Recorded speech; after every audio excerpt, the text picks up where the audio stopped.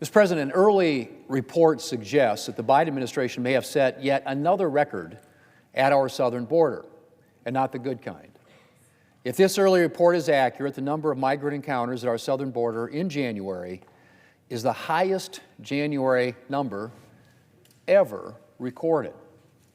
That, of course, would follow December's record-breaking number of migrant encounters, which was a staggering 309,034.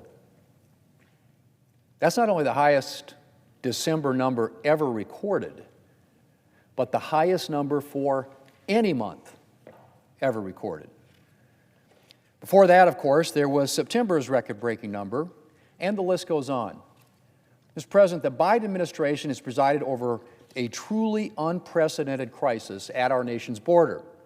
We've had 3 years of record-breaking illegal immigration under the Biden administration. Fiscal year 2021 saw a record-breaking 1,734,686 migrant encounters at our southern border. Then fiscal year 2022 broke that record. And then fiscal year 2023 broke that record. And they didn't break that 2021 record by a small margin either. Fiscal year 2023 exceeded fiscal year 2021 by a staggering 740,000 plus encounters. And Mr. President, if the current trajectory continues, it is likely that fiscal year 2024 will break the record yet again. All told, since President Biden took office, there have been more than 7 million migrant encounters at our southwest border. And that's just counting the individuals who were stopped by Customs and Border Protection. Since January 2021, when President Biden took office, there have been more than 1.7 million known gotaways. And those are individuals the Border Patrol saw but was unable to apprehend. And we have no idea how many unknown gotaways there have been over the same period. Well, Mr. President, I could keep throwing out numbers all day. But needless to say, my point is this. The situation at our southern border is a disaster.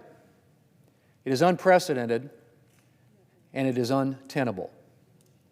And we have to get this crisis under control. Mr. President, I am thankful for Senator Lankford's efforts to address the chaos at our southern border. Senator Lankford has spent months now working to develop serious border security reforms, and his work has further highlighted the ways the Biden administration has invited illegal immigration and undermined security at our nation's border. The worst border crisis on record will be a defining feature of President Biden's legacy. In addition to the high costs of inflation imposed on American families and the weakening of America's standing on the world stage. Mr. President, I also want to take a moment to comment on Friday's strikes against the Iranian Revolutionary Guard Corps and Iran's proxies in Iraq and Syria.